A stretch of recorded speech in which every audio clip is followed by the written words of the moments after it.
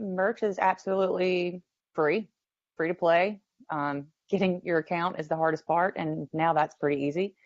Etsy is a paid platform, so it's free to open a store, but you have to pay to list any items. You have transaction fees. So it seems to come easier for me than merch for some strange reason, but it does take a little bit more time because with Amazon, you get not that many choices. You have a standard shirt, a premium shirt, sweatshirt, hoodie, long sleeve. That's it.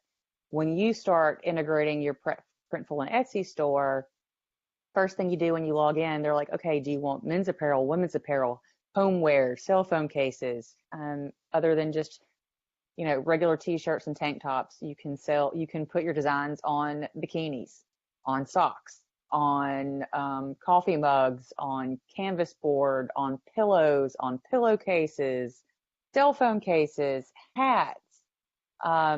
There's a lot. Now, there is kind of a caveat with the hat. Those are not printed, they're embroidered.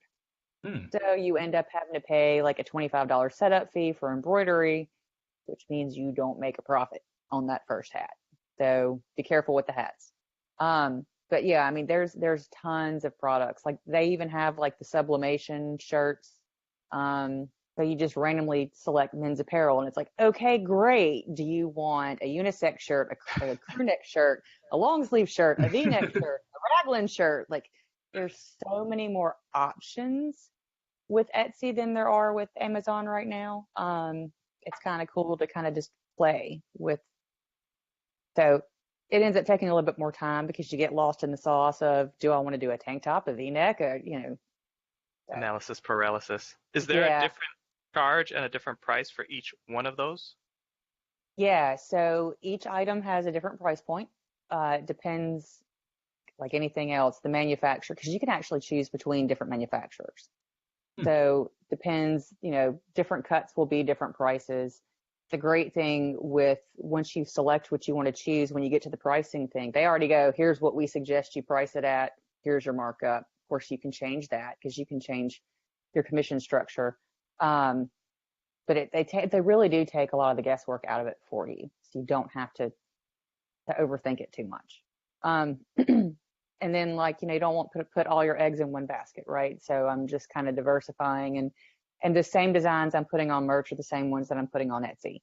So it's not like I'm having to start all over. I'm basically double dipping and just an additional revenue stream. I think they're definitely different, like customer base, and even if it's the same customer, I think their mindset's a little bit different. Like when you're, like you were saying earlier, people who sell on Amazon, we kind of want to, we're just seen as kind of faceless. They don't really know anything about the seller, and on Etsy, it's like the exact opposite. Like you want to know exactly who you're buying from and their bio and all that. And you do, but the other side of it is because Etsy is quote unquote handmade.